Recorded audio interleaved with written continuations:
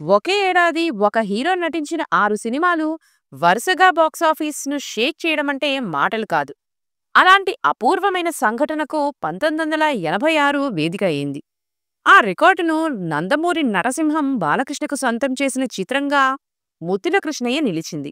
ప్రకృతికి అలవాటైన ఓ పల్లెటూరులో మంచి మనసున్న ఓ యువకుడికి ఇద్దరు ముద్దుగుమ్మలకు మధ్య పసందుగా జరిగిన కథ ఇది. బాలకృష్ణతో అప్పటికే మంగమ్మగారి మనవడు వంటి సెన్సేషనల్ హిట్ తీసిన భార్గవ్ ఆర్ట్స్ అధినేత ఎస్ గోపాలరెడ్డి నిర్మించిన రెండో సినిమా ఇది. కోడి రామకృష్ణ దర్శకుడు. 1985 సెప్టెంబర్ 7న హైదరాబాద్ రామకృష్ణ స్టూడియోలో షూటింగ్ మొదలైంది. Nandamuri Jayakrishna camera switch on, Nandamuri Harikrishna clap ఇచ్చారు. దర్శకుడు రాఘవేంద్రరావు పూజ చేశారు. తొలి షాట్ బాలకృష్ణపై చిత్రీకరించారు. ఈ సినిమా 2 స్కెడ్యూల్స్ చెన్నైలో, ఓ స్కెడ్యూల్ రాజమండ్రిలో జరిగింది. ఈ చిత్రంలో ఇద్దరు హీరోయిన్లు ఉన్నా రాధ పోషించిన మరదల పాత్ర కీలకమైంది. సినిమా హీరోయిన్ విజయగా విజయశాంతి నటించారు. ఇద్దరూ తమ అభినయంతో అదరగొట్టారు. ఇక బాలకృష్ణ నటన సూపర్బ్. తన నటనతోనే కాకుండా ఫైట్స్, స్టెప్స్తో అభిమానులను ఆకట్టుకున్నారు. అత్త మంగళగిరి రమణమ్మ పాత్ర పోషించిన ఎస్ వరలక్ష్మి కాంబినేషన్లో వచ్చే సన్నివేశాల్లో, మరదలు రాధను ఆట పట్టించే సీన్లో బాలయ్య అభినయం అదిరింది. పల్లెటూరి వాతావరణం కథలకు ఆ రోజుల్లో తనదే పైచేయి అని ఈ సినిమా మరోసారి నిరూపించారు బాలయ్య.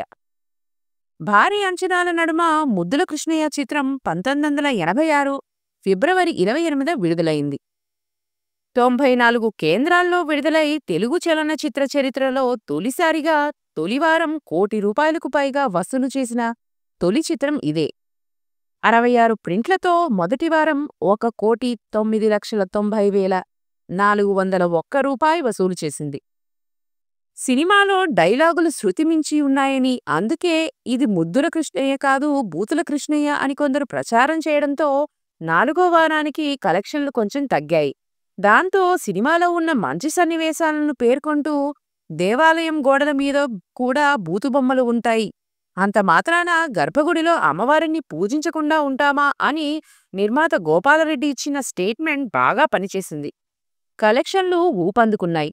విజయవాడలో మొదట విడుదలైన థియేటర్ నుండి 4వ వారానికి షిఫ్ట్ చేసి శకుంతలలో వేశారు. అక్కడ 168 రోజులు ఆడింది. అలాగే హైదరాబాద్ తారకరామ థియేటర్లో రోజుకి 3 ఆటలతో 100 రోజులు ఆడింది. 30 కేంద్రాల్లో 50 రోజులు, 27 కేంద్రాల్లో 100 రోజులు, 10 సెంటర్లలో 200 రోజులు, 22 కేంద్రాలలో 175 రోజులు, 24 కేంద్రాల్లో 150 రోజులు, 3 కేంద్రాల్లో 365 రోజులు ఈ చిత్రం విజయవంతంగా ఆడింది. ఎన్టీఆర్, ఏఎన్నార్ తర్వాత 3 కేంద్రాల్లో స్వర్ణోత్సవం జరుపుకున్న సినిమా ముద్దుల కృష్ణయ్య. సినిమా తీసి చేతులు దులుపుకోకుండా పబ్లిసిటీ చేసి చిత్రాన్ని నిలబెట్టారు అనే పేరును ఈ సినిమాతో తెచ్చుకున్నారు గోపాల్రెడ్డి. పొట్టకొస్తే అక్షరం ముక్కరాదు, చాలా తెలివి తక్కువవాడు వెర్రి వెంగళప్ప. ఇలాంటి పాత్రని హీరోగా పెట్టి ఎవరైనా సినిమా తీస్తారా? పైగా ఈ సినిమాలో హీరోగారు ఒక వితంతూరి మరో పెళ్లి చేసుకుంటాడు. ఇలాంటి కథతో సినిమా తీస్తే జనం ఆదరిస్తారా? ఈ కథ తీయాలంటే దర్శకుడికి ఎంత ధైర్యం ఉండాలి, నిర్మాత దగ్గర ఎంత డబ్బులుండాలి, వారి అభిరుచి మీద ఎంతో నమ్మకం, విశ్వాసం ఉంటే తప్పితే ఇలాంటి సినిమాలు తీయడం అసాధ్యమనే చెప్పాలి. అయితే అలా తీసిన సినిమా మా వాళ్ల నమ్మకాన్ని నిజం చేయడం మాత్రమే కాకుండా వాళ్ల పరువుని తెలుగు సినిమా పరిశ్రమలో నిలబెట్టడమే కాకుండా తెలుగు చిత్ర పరిశ్రమ గురించి ప్రపంచానికి తెలిసేలా చేసింది. కొమ్ములు తిరిగిన నిర్మాతలు, దర్శకులు, విమర్శకుల ఆలోచనలను, అంచనాలను తారుమారు చేసింది. తాయారమ్మ, బంగారయ్య, సీతాకోక చిలుక, శంకరాభరణం, సితార, సాగర సంగమం ఇలా పూర్ణోదయ పిక్చర్స్ బ్యానర్పై వచ్చిన సినిమా తెలుగు తెరపై ఒక పూర్ణత్వాన్ని, ఒక కొత్తదనాన్ని, ఒక అద్భుతమైన అనుభూతిని మిగిల్చాయి. ముఖ్యంగా ఏడిద నాగేశ్వరరావు, కె విశ్వనాథ్ గారి కాంబినేషన్లో వచ్చిన సినిమాలకు ఒక ప్రత్యేకమైన స్థానం ఉంది. వీరి కాంబినేషన్లో వచ్చిన శంకరాభరణం, సాగర సంగమం సినిమాలు నృత్య గీత రూపకాలుగా అద్భుతమైన విజయాలను సాధించాయి. వీరి కాంబినేషన్లో వచ్చిన తరువాత సినిమా కూడా అంతే ఉంటుంది అని అందరూ అనుకున్నారు. కానీ వారి అంచనాలకు తారుమారు చేస్తూ స్వాతిముత్యం రూపొందించారు. అసలు ఈ కథకి బీజం బెంగళూరులో పడింది. సాగర సంగమం 517 రోజుల ఫంక్షన్ జరుపుకోవడానికి హీరో కమల్ హాసన్, దర్శకులు విశ్వనాథ్, నిర్మాత ఏడిద నాగేశ్వరరావు, కథా రచయిత బాలమురుగన్ మరికొంతమంది బెంగళూరుకు వెళ్లారు. హోటల్లో అందరూ మాట్లాడుకుంటున్నప్పుడు విశ్వనాథ్ ఒక పాత్ర గురించి చెప్పారు. వయసు పెరిగినా మెదడు పెరగని శివయ్య పాత్ర అది. ఆ పాత్ర చుట్టూ ఒక కథని అందరికీ వినిపించారు కళా తపస్వి. కె. విశ్వనాథ్ గారిలోని ఆత్మకి తమ సంభాషణలతో సజీవ రూపాన్ని తీసుకొచ్చారు సంభాషకులు సాయినాథ్ మరియు ఆకెళ్ల. ఈ సినిమాకు ముందు ఇదే సంస్థలో ముందు వచ్చిన సినిమా సితారా సినిమా ద్వారా రచయితగా పరిచయమైన సాయినాథ్, సాగర సంగమానికి సంభాషణలు రాసిన ఆకెళ్ల ఇద్దరూ ఒకే మాట మీద నిలబడి స్వాతిముత్యం లాంటి మాటల్ని అందించారు. నిజం చెప్పాలంటే ఈ సినిమాలో శివయ్య పాత్రకి హీరోయిజమే లేదు.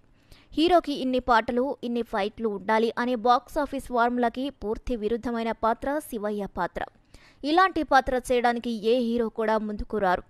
కానీ కమల్ హాసన్ గారు మాత్రం శివయ్య పాత్ర తనలోని నటుడిని కొత్తగా చూపిస్తుంది అని పూర్తిగా నమ్మారు. దర్శక నిర్మాతల మీద ఎంతో నమ్మకంతో ఆ పాత్ర చేస్తారు. అందుకే లోకనాయకుడు అయిన కమల్ హాసన్ ఎన్ని పాత్రలు చేసినా కూడా శివయ్య పాత్ర ఆయన నట జీవితంలో ఒక మణిపూసలాగా మిగిలిపోయింది. ఈ చిత్రంలో కమల్ హాసన్ గారి నటనకి మెగాస్టార్ చిరంజీవి గారు సైతం మంత్రముగ్ధులైపోయారు. శివయ్య పాత్రలో కమల్ హాసన్ గారి నటన చూసిన తరువాత నేను చేసింది కూడా నటనేనా అని అనుమానం కలిగింది. ఈ పాత్రలో కొన్ని సన్నివేశాల్లో కమల్ హాసన్ గారి నటనకి నాలాంటి నటులు గైడ్లైన్స్గా పెట్టుకోవాలి. కొద్దో గొప్ప నటన తెలిసిన నన్నే కమల్ హాసన్ గారు తన నటనతో మాయ చేశారు. ఇక అలాంటిది ఒక సామాన్య జనం మాయలో పడకుండా ఉంటారా అని చిరంజీవి గారు ఈ చిత్రం శతదినోత్సవ వేడుకలు మనస్ఫూర్తిగా కమల్ హాసన్ గారి నటనను అభినందించారు. ఈ సినిమాలో పాత్ర చేసినందుకు కమల్ హాసన్ గారు ఇప్పటికీ గర్వపడుతూనే ఉంటారు. ఈ సినిమా ద్వారా 9 లక్షల రూపాయల పారితోషికాన్ని అందుకున్నారే కానీ దానికి 100 రెట్ల కీర్తిని ఆర్జించారు. ఇప్పటికీ చాలా మంది నటులు అమాయకపు పాత్ర పోషించాలి అంటే ఆనాటి స్వాతిముత్యంలో కమల్ హాసన్ గారిని ప్రేరణగా తీసుకుంటారు అంటే అతిశయోక్తి కాదు. ఈ చిత్రం గురించి కదిలిస్తే స్వాతిముత్యం గొప్ప చిత్రం. భారతీయ సినిమా హాలీవుడ్ సినిమాలను అనుసరిస్తుంది, కాపీ కొడుతుంది అనేవారికి నేను ఈ సినిమాని చూపిస్తాను. స్వాతిముత్యం రిలీజ్ అయిన 7 సంవత్సరాల తర్వాత హాలీవుడ్లో ఈ సినిమాని యథాతథంగా కాపీ కొట్టి సినిమా తీశారు. ఫారెస్ట్ గంప్ అనే పేరుతో ప్రతి సన్నివేశాన్ని యథాతథంగా తీశారని ఎంతో గొప్పగా చెప్పారు కమల్ హాసన్. ఈ సినిమాలో కమల్ హాసన్ ఎంతగా మమైకమైపోయారు అని చెప్పడానికి ఒక సన్నివేశం ఉదాహరణ. పట్టుచీర తెస్తానని పాటని అప్పటికప్పుడే చిత్రీకరించాల్సిన అవసరం వచ్చింది. కమల్ హాసన్ గారు దానికి అక్కడికక్కడే ట్యూన్ కట్టారు. నగారాపై ఆయనే స్వయంగా పాడారు కూడా. ఆ తర్వాత వేరే గాయని చేత పాడించారు. ఇక స్వాతిముత్యం సినిమాలో కథానాయిక విషయానికొస్తే ఈ చిత్రంలో లలిత పాత్రలో జీవించి కథానాయికగా చేసిన రాధిక గారు అటు కమల్ హాసన్ పక్కన విశ్వనాథ్ గారి దర్శకత్వంలో నటించడం ఇదే తొలిసారి. లలిత పాత్రని చంపకుండా ఉంచాలి అని ముందు అనుకున్నారే కానీ తర్వాత చాలా చర్చలు జరిగాయి. ఆ పాత్రని చంపడమే న్యాయమని నిర్ణయించారు. కథ సుఖాంతమైతేనే రక్తి కడుతుంది అనే విషయాన్ని బలంగా నమ్మారు దర్శకులు. రాధిక కమల్ హాసన్ మధ్య చిత్రీకరించిన సన్నివేశాలలో కె. విశ్వనాథ్ గారి దర్శకత్వం నైపుణ్యం కనిపిస్తుంది. వారిద్దరి మధ్య తీసిన కొన్ని సన్నివేశాలలో విశ్వనాథ్ గారు కాకుండా మరెవరైనా అయితే ఇలా తీయలేరు, వారి వల్ల కాదు అని అంత అద్భుతంగా ప్రతి సన్నివేశాన్ని చిత్రీకరించారు.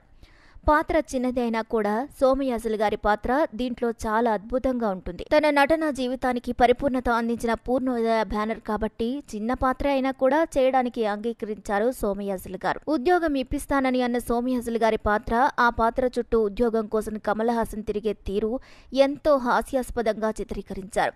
శివయ్య పాత్రకు నాయనమ్మగా నటించిన నిర్మలమ్మ గారి గురించి ప్రత్యేకంగా చెప్పాల్సింది ఏమీ లేదు. దాదాపు 800 చిత్రాల్లో నటించిన నిర్మలమ్మ గారు తన మనసులో ఉన్న సినిమాలు 3 అని చెప్తారు. దాంట్లో అగ్రతాంబూలం స్వాతిముత్యందే, మిగతావి కులగోత్రాలు, మయూరి. తమిళంలో 450 చిత్రాలు నటించిన సుందర్రాజన్కు తెలుగులో ఇది తొలి చిత్రం. ఏడిద నాగేశ్వరరావు గారికి ఆయన మంచి స్నేహితులు. శంకరాభరణంని తమిళంలో విడుదల చేసింది కూడా సుందర్రాజన్ గారే. స్వాతిముత్యంలో సుందర్రాజన్ గారు నటించిన పాత్రకి ఏడిద నాగేశ్వరరావు గారు స్వయంగా డబ్బింగ్ చెప్పారు. స్వాతిముత్యం కూడా మేజర్ సుందర్రాజన్ గారు తమిళంలో డబ్ చేసి రిలీజ్ చేశారు. సిప్పికి ముత్తం పేరుతో రిలీజ్ అయిన ఈ స్వాతిముత్యం తమిళంలో కమల్ హాసన్ పాత్రకి బాలసుబ్రహ్మణ్యం గారు గాత్రదానం చేశారు. సుబ్బులు భర్త పాత్రకు ముందుగా రాళ్లపల్లి గారిని అనుకున్నారు. ఆయన డేస్ కుదరకపోవడంతో ఏడిద నాగేశ్వరరావు గారి చిన్న అబ్బాయి ఏడిద శ్రీరామ్ చేత ఆ పాత్ర చేయించారు. అప్పటికే శ్రీరామ్ సీతాకోకచిలుక, సీతారా సినిమాలో పాత్రలు చేశారు. ఈ పాత్రని అద్భుతంగా నటించారు శ్రీరామ్. కమల్ హాసన్ పెద్ద మనవడుగా, అల్లు అరవింద్ గారి పెద్ద అబ్బాయి బాబీ మనవరాళ్లుగా డాక్టర్ కె వెంకటేశ్వరరావు గారి అమ్మాయిలు విద్యా, దీపు నటించారు. మా కుటుంబానికి వారి కుటుంబానికి ఉన్న సాన్నిహిత్యం దృష్ట్యా మేము అడగగానే నటించడానికి వారి పిల్లల్ని పంపించారు అని ఏడిద నాగేశ్వరరావు గారు చెప్పారు. రాధిక కొడుకుగా చేసిన ఆ పిల్లవాడు కాంతారావు గారి పెద్ద అబ్బాయి ప్రతాప్ కొడుకు కార్తీక్. ఈ మధ్యనే పెళ్లి చేసుకుని కార్తీక్ ప్రస్తుతం అమెరికాలో సాఫ్ట్వేర్ ఇంజనీర్గా పనిచేస్తున్నారు. మద్రాసులోని పూర్ణోదయ ఆఫీస్లో మ్యూజిక్ సిట్టింగ్స్ జరిగాయి. ఇళయరాజా స్వరాలు ఈ సినిమాకి వరాలుగా మారాయి. ఈ చిత్రంలో 6 పాటలని ఆచార్య ఆత్రేయ, నారాయణ రెడ్డి, సిరివెన్నెల సీతారామ శాస్త్రి రచించారు. వటపత్ర సాయికి అనే పాటని సి నారాయణ రెడ్డి గారి చేత రాయించారు. ఈ పాటని క్లైమాక్స్లో సాడ్ సీన్లో కూడా వాడాలి అని అనుకొని ఆ పాట సెకండ్ వర్షన్ రాయటానికి సీతారామశాస్త్రి గారిని పిలిపించారు. అప్పటికి ఆయన సిరివెన్నెల సినిమాలో పాటలు రాశారు. కానీ ఈ సినిమాలో పాటే ముందుగా రిలీజ్ అయింది. ఈ సినిమా షూటింగ్ అధిక భాగం గోదావరి తీరాన రాజమండ్రిలో జరిగింది. ఈ చిత్ర షూటింగ్ కోసం తొలిసారిగా రాజమండ్రి వెళ్లారు కమల్ హాసన్. రాధిక చనిపోయే సన్నివేశాలను మద్రాసులోని అరుణాచలం స్టూడియోస్లో సెట్ వేసి చిత్రీకరించారు. ఇప్పటికీ వారు దానిని స్వాతి ముత్యం సెట్ అనే పిలుస్తూ ఉంటారు. స్వాతి ముత్యం సినిమాకి ఏ మాత్రం వన్నె తగ్గని విధంగా ఛాయాగ్రహణం చేశారు ఎంవి రఘు. కె విశ్వనాథ్ గారితో పనిచేయడం రఘుకి అదే తొలిసారి. కె విశ్వనాథ్ గారు అప్పట్లో తన ప్రతి చిత్రాన్ని హిందీ నటుడు రాజ్ కపూర్ గారికి చూపించి తన అభిప్రాయాన్ని కనుక్కునేవారు. ఈ సినిమా కూడా అలాగే చూపించారు. ఈ సినిమా చూసిన రాజ్ కపూర్ గారు చూసి బయటికి రాగానే there is a lot of honesty in the movie అన్నారట. ఈ సినిమాని ఆయనతో పాటు రణ్బీర్ కపూర్, రిషి కపూర్ కూడా చూశారట. స్వాతి ముత్యం సినిమా కమల్ హాసన్తో హిందీలో కూడా చేయాలని ముచ్చటపడ్డారట. కొన్ని అనివార్య కారణాల వల్ల అది కుదరలేదు. ఆ తర్వాత ఎస్ఎస్ నిప్పి ఈ సినిమా హిందీ హక్కులను తీసుకున్నారు. ఆయన దగ్గర హక్కులను కొనుక్కొని మధు ఫిలిమ్స్ మల్లికార్జునరావు ఇఫర్ పేరుతో ఈ సినిమాని పునర్నిర్మించారు. ఈ సినిమాని హిందీలో కూడా కె విశ్వనాథ్ గారే డైరెక్ట్ చేశారు. అనిల్ కపూర్, విజయశాంతి హీరోయిన్లు. విజయశాంతికి ఇదే మొదటి హిందీ సినిమా. స్వాతి ముత్యం 25 కేంద్రాలలో శతదినోత్సవం వేడుకలను జరుపుకుంది. ఆ సంవత్సరంలో అత్యధిక లాభాలు వచ్చిన చిత్రంగా నిలిచింది. బెంగళూరు, మైసూర్లో కూడా ఈ చిత్రం ఏడాది పాటు ప్రదర్శితమైంది. స్వాతి ముత్యం శతదినోత్సవ వేడుకలు 1986 జూన్ 20న ఘనంగా జరిగాయి. తెలుగు లలిత కళాతోరణంలో జరగాల్సిన ఈ ఉత్సవాలు భారీ వర్షం కారణంగా హైదరాబాద్ ఆర్టీసీ క్రాస్ రోడ్లోని దేవి థియేటర్స్లో ఘనంగా నిర్వహించారు. నాటి ముఖ్యమంత్రి ఎన్టీఆర్, చిరంజీవి, రాజ్ కపూర్ ముఖ్య అతిథులుగా వచ్చారు. ఎన్టీఆర్ ముఖ్యమంత్రిగా పదవి బాధ్యతలు తీసుకున్న తర్వాత హాజరైన తొలి శతదినోత్సవ వేడుక ఇది. స్వాతి ముత్యం సినిమా అని ఎన్నో అవార్డులు, రివార్డులు వరించాయి. ప్రాంతీయ ఉత్తమ చిత్రంగా కేంద్ర ప్రభుత్వం నుండి రజక పథకాన్ని అందుకుంది. అలాగే రాష్ట్ర ప్రభుత్వం ఉత్తమ చిత్రానికి ఉత్తమ దర్శకుడు, ఉత్తమ నటుడుగా నంది అవార్డులను అందించాయి. ఆస్కార్కి భారతీయ చిత్రంగా నామినేట్ అయింది. తెలుగు తెరకి అరుదుగా దక్కిన ఈ చిత్రం అప్పుడు, ఇప్పుడు, ఎప్పుడు కూడా మన తెలుగు చిత్ర పరిశ్రమకి స్వాతి ముత్యమే. తెలుగు చిత్ర పరిశ్రమలో డేరింగ్ అండ్ డాషింగ్ అని పేరు తెచ్చుకున్న నటశేఖర కృష్ణ చేసిన మరో సాహసిక ప్రయత్నం సింహాసనం. తొలి కౌబాయ్ చిత్రం మోసగాళ్లకు మోసగాడు, రంగుల్లో తొలి సినిమా స్కోప్ చిత్రం అల్లూరి సీతారామరాజును తెలుగు ప్రేక్షకులకు అందించిన సూపర్ స్టార్ కృష్ణ తొలిసారిగా 70mm సింహాసనం చిత్రాన్ని తెలుగు, హిందీ భాషల్లో ఏకకాలంలో నిర్మించి మరో సంచలనానికి తెరతీశారు.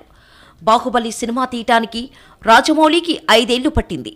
పాన్ ఇండియా ఫిల్మ్ అంటూ ఎన్టీఆర్, రామ్ చరణ్ హీరోగా RRR సినిమా ఏళ్ల తరబడి తీశారు. కానీ అగ్ర హీరోల విరామం లేకుండా సినిమాలు చేస్తున్న కృష్ణ ఈ చిత్ర నిర్మాణం చేపట్టి అందులో 2 విభిన్నమైన పాత్రలు పోషించడమే కాకుండా ఎడిటింగ్, దర్శకత్వ బాధ్యతలను కూడా వహిస్తూ కేవలం 53 రోజుల్లో తెలుగు, హిందీ భాషల్లో సినిమాని పూర్తి చేశారు. కృష్ణ సాహసానికి, కార్యదక్షతకు, పక్కా ప్లానింగ్కు ఇది నిదర్శనం. ఈనాటి దర్శకులు నేర్చుకోవాల్సిన అంశం 40-50 లక్షల్లో సినిమాలు తీస్తున్న రోజుల్లో 3,20,00,000తో సింహాసనం చిత్రాలు తీయడం కృష్ణకు మాత్రమే సాధ్యమైంది. ఇదే చిత్రాన్ని నేటి దర్శకులు తీయమంటే వాళ్లకు 200 కోట్లు 5 ఏళ్ల కాలం ఇవ్వాల్సిందే. 1997 సంక్రాంతికి విడుదలైన పాడి పంటలు చిత్రం తర్వాత ఓ జానపద చిత్రం తీయాలన్న ఆలోచన కృష్ణకు కలిగింది. మన జన్మభూమి పేరుతో ఒక జానపదం, మిస్టర్ రాజా పేరుతో జేమ్స్ బాండ్ తరహా సినిమా తీయాలని ఆయన ప్లాన్ చేశారు. అయితే సాంఘిక చిత్రాలు మాత్రమే ఆడుతున్న ఆ రోజుల్లో జానపద చిత్రం వర్కౌట్ కాదేమోనన్న శ్రేయోభిలాషుల సూచనలతో కృష్ణ వెనకడుగు వేశారు. అప్పటి నుంచి పద్మాలయ బ్యానర్లో సినిమాలు చేస్తున్న జానపద సినిమా ఆయన్ని వెంటాడుతూనే ఉంది. పద్మాలయ సంస్థ హిందీ చిత్రాల్లోకి అడుగుపెట్టి అక్కడ కూడా విజయయాత్ర చేస్తున్న తరుణంలో జానపద కథను తెలుగుతో పాటు హిందీలో కూడా నిర్మిస్తే ఎలా ఉంటుందన్న ఆలోచన మళ్లీ కృష్ణకు కలిగింది. అప్పటికే పద్మాలయ స్టూడియో సిద్ధమైంది. అందుకే ట్రైల్ వేసినట్టుగా హిందీలో పాతాళ భైరవి తీశారు. జితేంద్ర, జయప్రద జంటగా నటించిన ఆ సినిమాకు ఉత్తరాది ప్రేక్షకులు బ్రహ్మరథం పట్టడంతో ధైర్యం వచ్చి తెలుగు, హిందీ భాషల్లో సింహాసనం చిత్రానికి శ్రీకారం చుట్టారు కృష్ణ. ఈ చిత్రానికి రచన చేసే బాధ్యతను మహారథికి ఇచ్చారు. కొన్ని జానపద సంఘటనల ఆధారంగా చిత్రకథ తయారు చేశారు మహారథి. కృష్ణ సోదరుడు హనుమంతరావు సూచనపై విధ్వంసకుడైన కుక్కుటేశ్వరునిగా నటించారు. మహారథి విక్రమసింహుడు, ఆదిత్యవర్ధనుడు తెలుగులో కృష్ణ, హిందీలో జితేంద్ర పోషించారు. ఇక హీరోయిన్ల విషయానికి వస్తే అలకానంద దేవిగా జయప్రద, రాజ్య నర్తకి జాస్వంతిగా రాధ, విషకన్య చందనగా మందాకిని నటించారు. రాజ్ కపూర్ చిత్రం రామ్ తేరీ గంగామేరీతో భారతదేశమంతటా అభిమానులను సంపాదించుకున్న ఆనాటి గ్లామర్ సంచలనం మందాకిని తెలుగులో నటించిన తొలి చిత్రం ఇదే. అలాగే అమ్జద్ ఖాన్ నటించిన తొలి తెలుగు సినిమా కూడా ఇదే. ఆయనకు నూతన ప్రసాద్ డబ్బింగ్ చెప్పారు. ఇందులో కృష్ణ తల్లిగా రాజమాత పాత్రను వడిదా రెహమాన్ పోషించారు. ఆమెకు షావుకారుజానికి డబ్బింగ్ చెప్పారు. సింహాసనం చిత్రానికి ప్రత్యేక ఆకర్షణగా భారీ సెట్స్ నిలిచాయి. 3.5 ఎకరాల స్థలంలో దాదాపు 45 లక్షల వ్యయంతో కళాదర్శకుడు భాస్కరరాజు ఈ సెట్స్ను రూపొందించారు. 45 రోజుల పాటు 400 మంది కార్మికులు వీటి నిర్మాణం కోసం నిర్విరామంగా పనిచేశారు. బాలీవుడ్ దర్శకుడు బప్పిలహరి తెలుగులో పనిచేసిన తొలి చిత్రం సింహాసనం. ఈ సినిమాకు ఆయన సంగీతం చాలా ప్లస్ అయింది. గాయకుడు ఎస్పి బాలసుబ్రహ్మణ్యంతో ఏర్పడిన అభిప్రాయ భేదాల కారణంగా సూర్యచంద్ర సినిమా నుంచి రాజా సీతారాం అనే గాయకుడు కృష్ణకు పాడేవారు. సింహాసనంలోని పాటలు కూడా ఆయనే పాడారు. ఆకాశంలో ఒక తార నా కోసం వచ్చింది ఈ వేళ పాట బాగా పాపులర్ అయింది.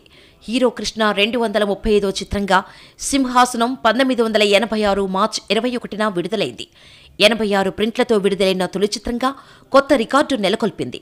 అలాగే హిందీ వర్షం సింహాసన్ 125 ప్రింట్లతో విడుదలైంది. తమిళంలో 50 ప్రింట్లతో, మలయాళంలో 10 ప్రింట్లతో విడుదల చేశారు.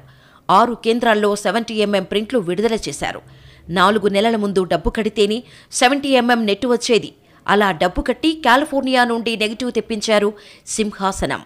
తొలివారం 1,50,00,000 వసూలు చేసి ఆల్ టైమ్ స్టేట్ రికార్డు సాధించింది. అవిభక్త ఆంధ్రప్రదేశ్ రాష్ట్రంలో తొలిసారిగా హైదరాబాద్ దేవి థియేటర్లో రోజుకి 4 ఆటలతో 105 రోజులు ఆడింది. అలాగే వైజాగ్లోని చిత్రాలయలో 100 రోజుల డీసీఆర్ ఫుల్ స్థాయి చిత్రం ఇది. తెలుగులో ముఖ్య పాత్రలను సత్యనారాయణ, కాంతారావు, గుమ్మడి, ప్రభాకర్ రెడ్డి, బాలయ్య, గిరిబాబు, త్యాగరాజు పోషించారు. హిందీలో ప్రాణ్ ఖాదర్ ఖాన్, రంజిత్, గుల్షన్ గ్రోవర్ తదితరులు పోషించారు. సింహాసన చిత్ర శతదినోత్సవం 1986 జూలై 12న చెన్నైలోని వీజీపీ గార్డెన్స్ లో జరిగింది. వీజీపీకి చెందిన 150 ఎకరాల స్థలం సినీ ప్రముఖులు, అభిమానుల వాహనాలతో నిండిపోయింది.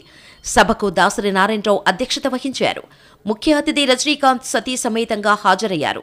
అయితే చాలా మంది కొనుగోలుదారులు, థియేటర్ యజమానులు భారీ జనంగా కారణంగా వేదికకు చేరుకోలేకపోవడంతో ఆ మరనాడు తాజ్ కోర్ మండల్లో ప్రత్యేకంగా మరో కార్యక్రమాన్ని ఏర్పాటు చేసి రజనీకాంత్ చేతుల మీదుగా వారికి జ్ఞాపికలు అందజేశారు.